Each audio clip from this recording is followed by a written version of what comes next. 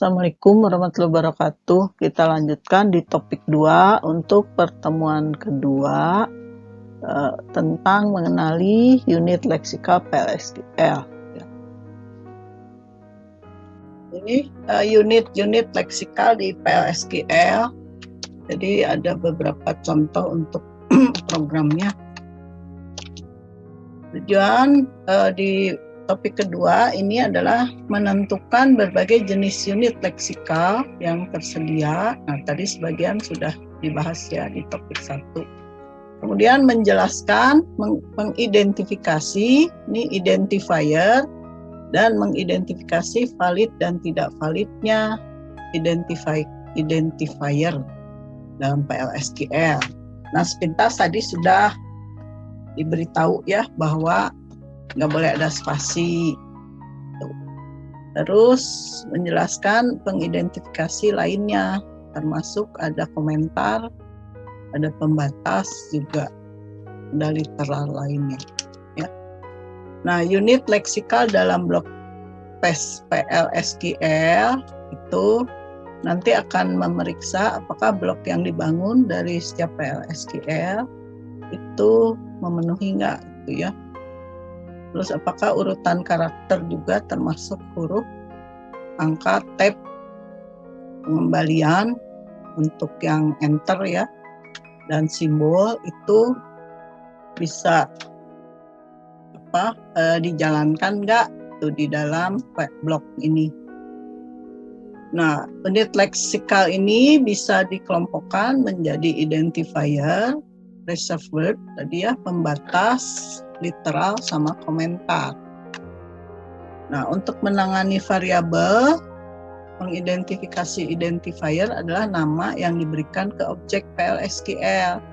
Misalkan ada untuk prosedur, ada exception. Exception itu, ini sudah pernah saya jelaskan di awal ya, untuk menangani kesalahan supaya seolah-olah tidak error dari Oracle-nya, tapi memang sudah disediakan oleh programmer atau di sintak program ya.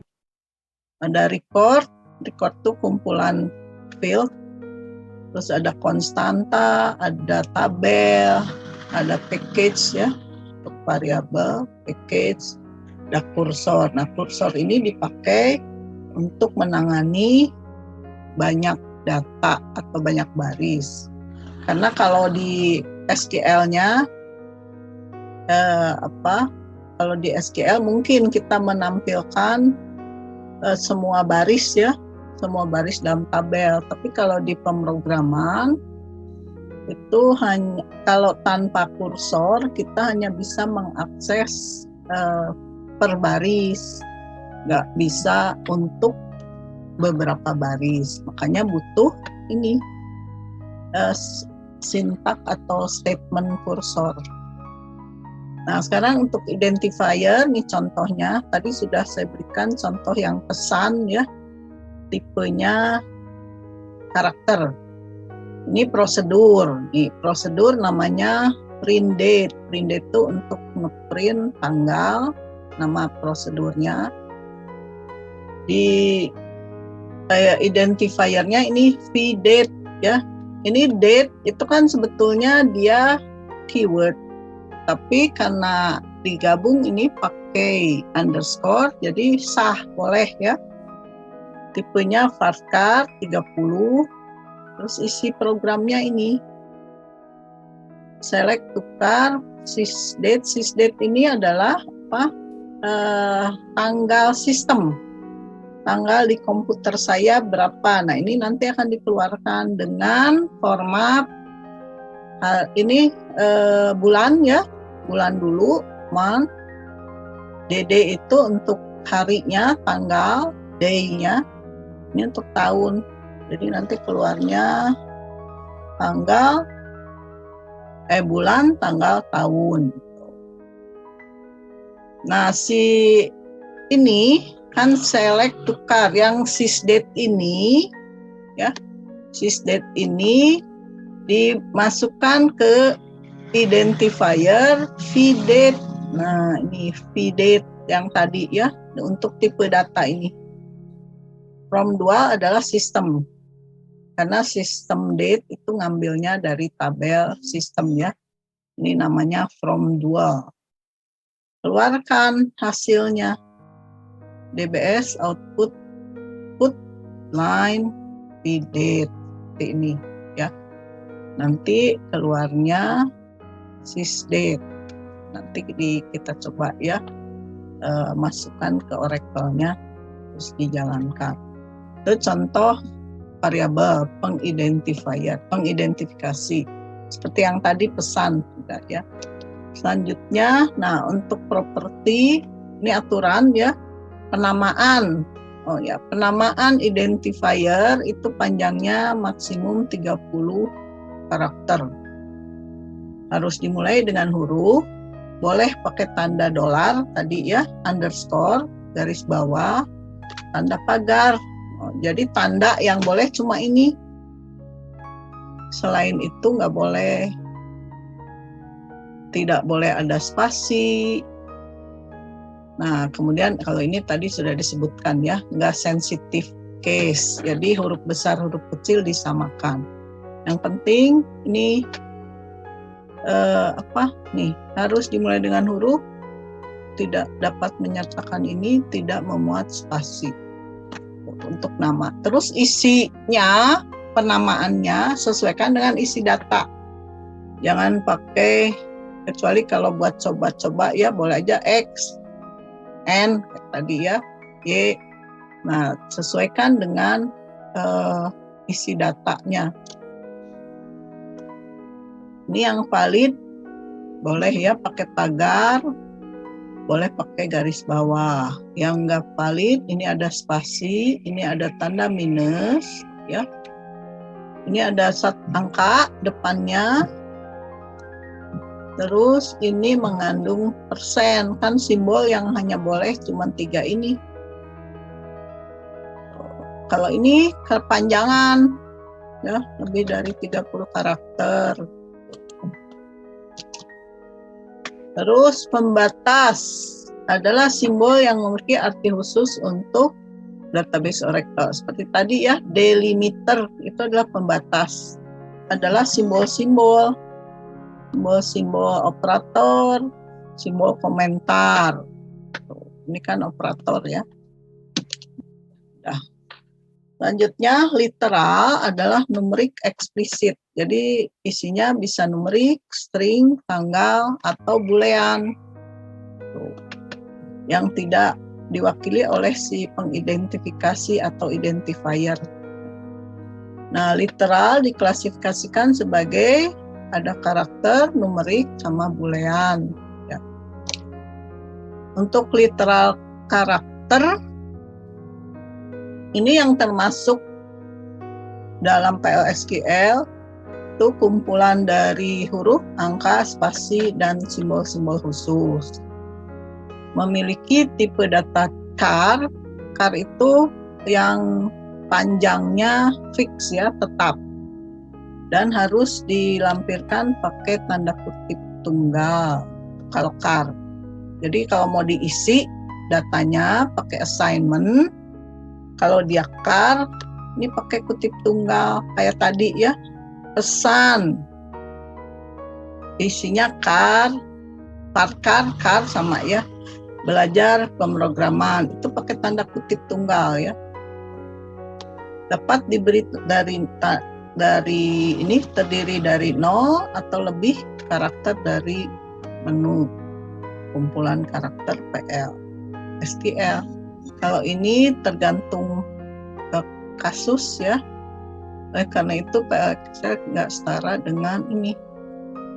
Kalau misalkan dipakai kutip, PL/SQL yang pakai huruf besar itu tidak sama dengan PL/SQL yang huruf kecil.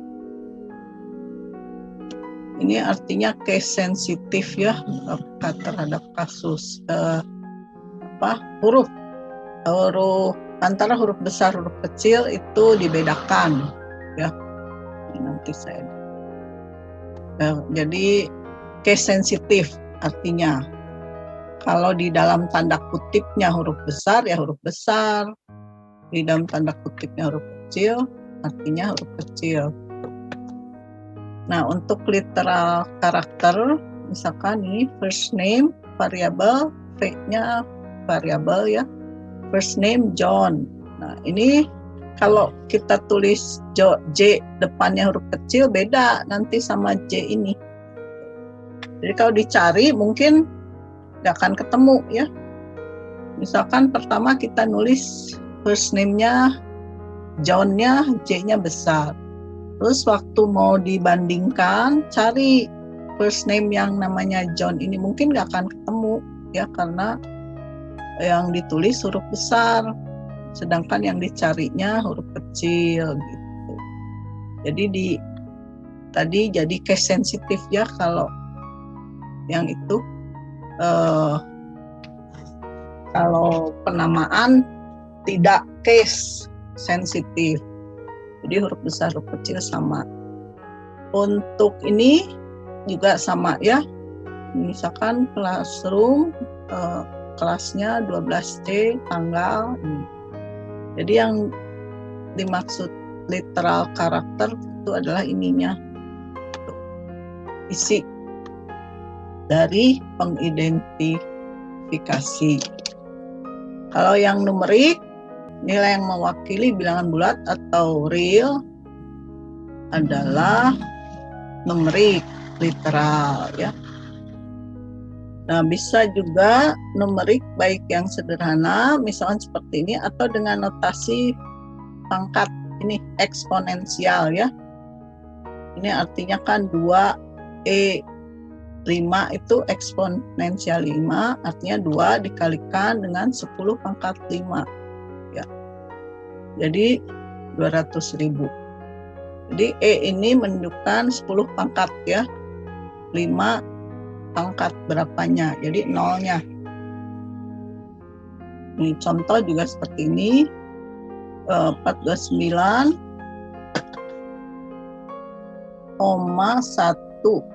Ini koma kalau internasional artinya pemisah ya. Kalau titik itu artinya desimal. E14 artinya pangkat 10 pangkat 14 seperti ini. Ini kan E5 artinya 2 kali 10 pangkat 5. Kalau ini berarti yang ini ya 428,276 pangkat 428,1276,209 pangkat kali 10 pangkat 14. Itu kalau ditulis ya nanti hasilnya panjang. Ini nolnya. Ini juga sama nih. Ya. Jadi lihat. Untuk mempersingkat biasanya menggunakan pangkat itu eksponensial ya, 10 pangkat. Kemudian untuk yang boolean, nilai yang ditugaskan ke variabel boolean adalah literal boolean. Jadi nggak ada tanda kutip.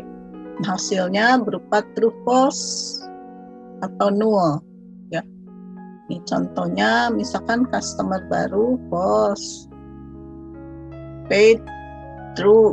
Nah ini dikasih nilai boolean, berarti variabel new customer, prepaid info itu harus dideklarasikan dulu dengan tipe boolean ya, yang memiliki nilai antara ini bisa true, false, atau null. Null itu yang nggak ada ya, tidak didefinisikan. Selanjutnya kalau komentar itu tidak dijalankan untuk menghasilkan suatu output ya, tapi bisa menjelaskan. Nah, menjelaskan apa yang coba dilakukan oleh sepotong kode ya, yang sudah ada, yang tersedia nih, sepotong kode yang tersedia, maksudnya di antara komentar itu ada kode apa, ada sintak apa ya statementnya. Nah, komentar yang ditempatkan dengan baik itu sangat berharga biasanya untuk membaca kode selanjutnya dan untuk pemeliharaan di masa yang akan datang untuk kalau programnya mau diedit ya, memudahkan juga si pembuat. Karena kalau kita sering bikin program, ketika buka program yang satu, mungkin kita sendiri yang bikin lupa kalau nggak ada komentar. Ini untuk apa ya? Ini bagian apa? Jadi komentar sangat membantu, ya, sangat berharga itu ketika dipakai untuk modifikasi program. Komentar akan diabaikan oleh PL/SQL. Nah, jadi komentar tuh nggak akan dijalankan. Apapun yang ada di komentar ya, meskipun kita nulis sintak yang salah, nggak peduli, soalnya nggak dijalankan. Hanya untuk membantu isi dari statement yang sudah kita tulis. Tidak ada perbedaan dengan bagaimana blok PL/SQL dijalankan atau hasilnya ditampilkan. Nah, itu jadi nggak akan dijalankan karena nggak menghasilkan output. Tapi tanpa komentar, program juga ya seperti peta buta ya. Nggak ada artinya kan kalau nggak tahu posisi-posisi gitu. Nah, sintaknya seperti ini. Ada 2 garis minus ya. Untuk mengomentari satu baris tadi sudah diberi contoh. Ini contohnya lain ya. Begin memulai bagian begin ya. Ini komentarnya.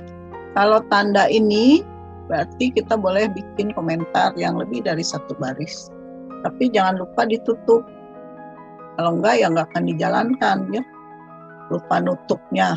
Nah, misalkan nih awal compute the annual untuk menghitung gaji tahunan tuh dikalikan 12.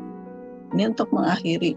Ini diakhiri ya oleh tanda komentar lagi, itu bintang slash ya, bintang slash. Itu komentar. Jadi komentar tidak ada output ya. Nah, konstanta. Untuk mendeklarasikan sebuah konstanta, gunakan kata kunci konstan. Nih, sebelum tipenya. Ini konstan tipe real. Konstan tipe integer ya. Nah, contohnya seperti ini. Kita mendeklarasikan limit ya, nama variabelnya kredit limit, konstanta, jenis bilangannya real, tipe datanya real ya, $5,000. Ini karena real berarti ada tanda desimal. Kalau integer nggak perlu karena bilangan bulat. Kalau boolean dikasih nilai boolean tadi ya, di antara true, false, null. Yes. Ya. Lanjut. Pemakaian default, ada kata kunci default digunakan sebagai pengganti operator penugasan. Penugasan tuh tadi ya, dikasih nilai untuk menginisialisasi variabel. Contohnya nih blood type defaultnya O gitu.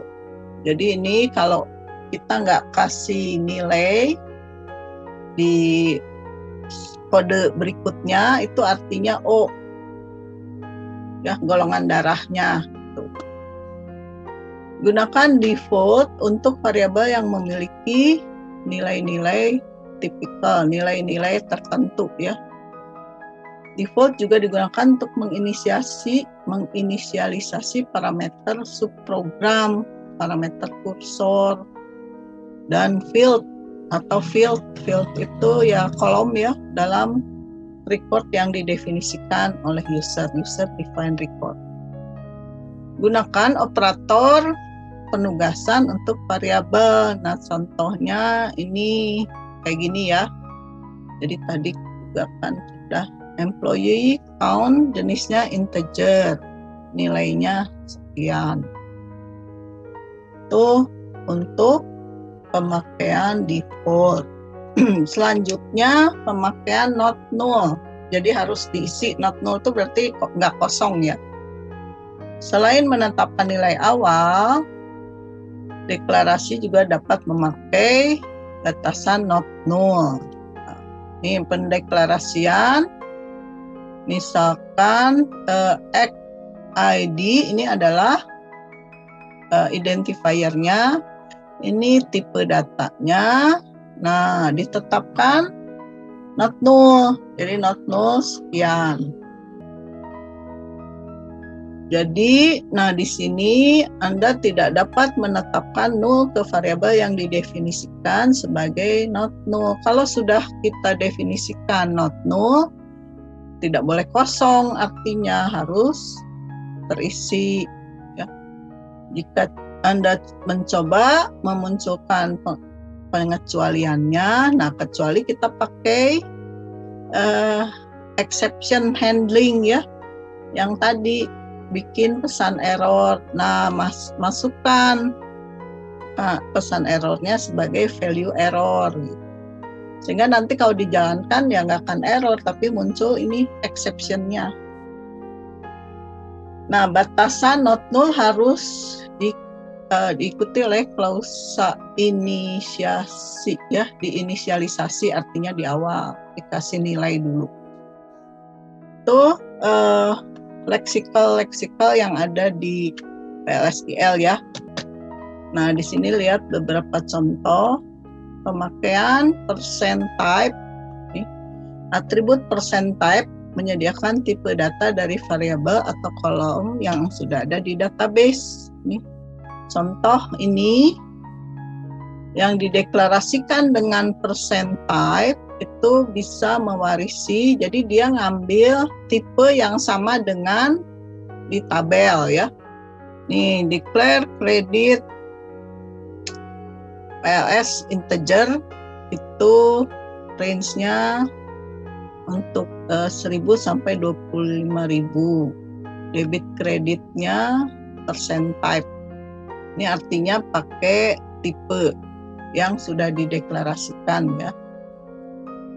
Name varchar, terus name varchar, ini artinya nama, panjangnya 20, tipenya ini string. Not null untuk John Smith ya. Nah, kalau misalkan bertambah, tuh ini ada penjelasan. Variabel lainnya menjadi lebih panjang juga, jadi diganti. Ini kan tulisannya seperti ini ya. Nah, jadi nanti variabel name, ini pakai name percent type, ini artinya dengan ini sama ya, name varchar itu di huruf besarkan, upper name, upper ini untuk mengubah jadi huruf besar ya. Kalau lower menjadi huruf kecil. Tuh. Name percent type artinya ini sama dengan ini tipe datanya. Kemudian untuk inisialisasinya pakai kapital. Nah, nanti dimunculkan ini. Ini kan body program, ini deklarasi ya. Nih, ini isi programnya. Tampilkan nilai-nilai default yang diwariskan nih. DBMS output.putLine name tuh ya. Digabung dengan nama, jadi keluar nanti name, namanya siapa yang ada di sini, John Smith. Tuh. Tapi John Smith name di sini sesuai ini ya, huruf besar, huruf kecil, huruf kecil. Tapi kalau yang upper ini diganti jadi huruf besar semua. Nih, upper name. Tuh. Terus yang lower name ini keluarkan Jonathan Henry. Tuh. Ya. Nah, ini kalau misalkan lower name-nya Jonathan Swifton, Henry Smithson, karena ini kepanjangan ini. Kenapa? Yang diminta, yang disediakan tuh hanya 20 panjangnya, sedangkan ini mungkin lebih dari 20 ya kalau dihitung nih. Tuh 2, 3, 4, 5, 6, 7, 8, 9, 10, 11. Tuh. Ada 24 yang nggak akan keluar, yang ada error. Ya. Tapi ini karena dia ini komentar ya kan, ada minus-minus. Kalau kita jalankan ya nggak akan keluar. Ini nih maksudnya yang ini nggak akan dikeluarkan karena ini hanya komentar saja. Nah, yang dikeluarkan yang nggak ada tanda minusnya nih, DBMS output ya. Jadi atribut percent type itu sangat berguna saat mendeklarasikan variabel yang merujuk ke kolom database. Artinya tipenya merujuk atau sama dengan yang ada di kolom database-nya, di tabelnya. Jadi kan kalau kita lupa di tabel tipenya apa ya, nah gunakanlah ini percent type. Nah ini sama juga contoh membuat tabel menggunakan percent type ya. Create table, berarti kita bikin tabel baru namanya employee stem sementara ya. Isinya ini employee ID number 6, nggak boleh kosong sebagai primary key. Kemudian departemen ID tipenya number, lebarnya 6. Untuk constraint, ini constraint ini mengacu kepada tabel lain ya, saja mengacu pada tabel lain. Yang departemen ID-nya antara 100 dan 200. Untuk departemen name-nya sales. Terus baru ini programnya begin V employee ID-nya no. Ini akan jalan ya karena null di sini. Kalau V employee ID-nya ini kan not null. Nah ini kalau null boleh aja kita definisikan null, kosong ya. Tapi kalau employee ID ya harus terisi. Kalau ini isinya invalid karena lebih dari 6. Ya, ini dimintanya 6. Kalau ini boleh karena dimintanya tadi nih departemen ID itu kan 6. Tapi misalkan cuma kita isi 2, ini 2 digit boleh ya. Pokoknya kalau kurang boleh, kalau melebihi tidak diperbolehkan. Itu contoh percent type. Nah kalau row, ini ada lagi yang leksikal ini, percent row type. Atribut percent row type menyediakan tipe record. Jadi kalau ini serangkaian record ya, satu record berarti satu baris mewakili baris dalam tabel atau tampilan. Nah, kolom dalam satu baris dan field terkait dalam record. Jadi ini harus kalau kita mau bacanya per baris ya pakai ini. Kalau tadi per kolom pakai type ya. Namun field dalam record percent type tidak mewarisi batasan seperti not null. Not null ini kan batasan ya, ditentukan apakah dia default atau not null. Tuh.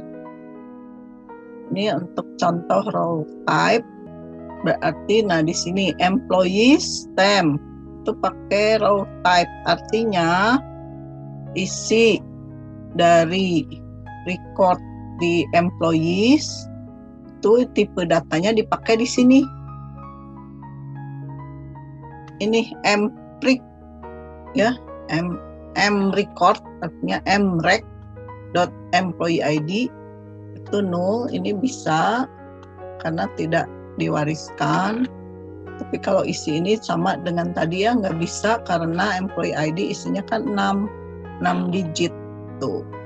Nanti dicoba nih M-record, M-rec ya, atau M-rec to M-record dari tabel employees untuk tipe ini. Jadi bisa dibedakan ya, kalau persen row type untuk record, tadi kalau yang type nih untuk kolom ya, kolom yang ada di tabel di database.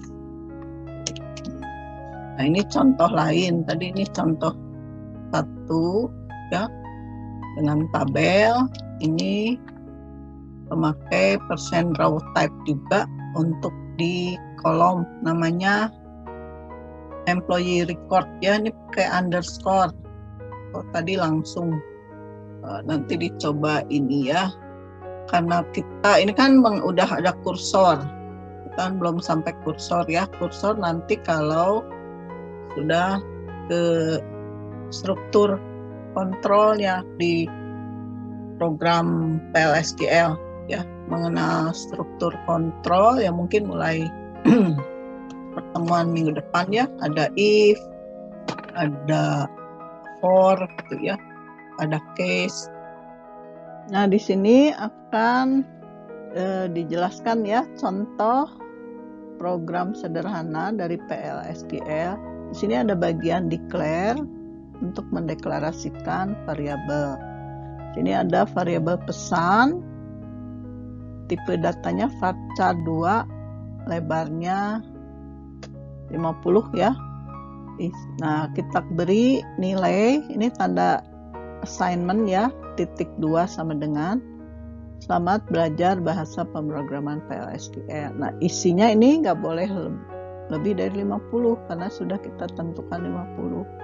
Kemudian yang kedua variabel X atau identifier X, tipenya number, jadi bilangan ya, numerik, diberi nilai 10 E5, artinya 10 kali 10 pangkat 5 gitu. Kemudian, nah ini bagian isi dari program PLSQL-nya. Diawali dengan begin, diakhiri dengan end. DBMS output put line ini untuk menampilkan ke layar ya. Nah, yang diminta ditampilkan di sini adalah pesan. Yang satu lagi DBMS output put line tampilkan X. Nah, jadi kalau yang ada di dalam tanda kutip ini akan tampil seperti yang ada di dalam tanda kutipnya. Kalau dia huruf besar, kalau huruf kecil, huruf kecil. Kemudian ini ada tanda penggabungan ya, concatenation, garis tegak 2 gini untuk menggabungkan. Tuh. Yang diminta ditampilkan adalah X. Jadi X itu tadi ini. Sehingga ketika dijalankan, tekan tombol run ini akan keluar hasilnya. Selamat belajar bahasa pemrograman. Ini dari sintak yang ini ya. Sedangkan ini X, ini dari sintak yang kedua. Tuh, yang ini ya. Yang ini nih. X sama dengan, nah ini keluar X sama dengan, kemudian ini 10 kali 10 pangkat 5. 10 jadi 1.000.000 ya. Gitu. Itulah contoh dari program sederhana yang meliputi dasar-dasar bahasa pemrograman, ada deklarasi, blok PLSQL ya, ada isi program, kemudian yang lain opsional itu exception handling di sini tidak digunakan. Tuh. Demikianlah topik 2 untuk pertemuan 2 ya, tentang dasar-dasar bahasa pemrograman. Topik 2 itu tentang unit leksikalnya di PLSQL. Ya, wassalamualaikum warahmatullahi wabarakatuh. Semoga bisa dipahami dan silakan dipraktekkan juga ya di komputer masing-masing.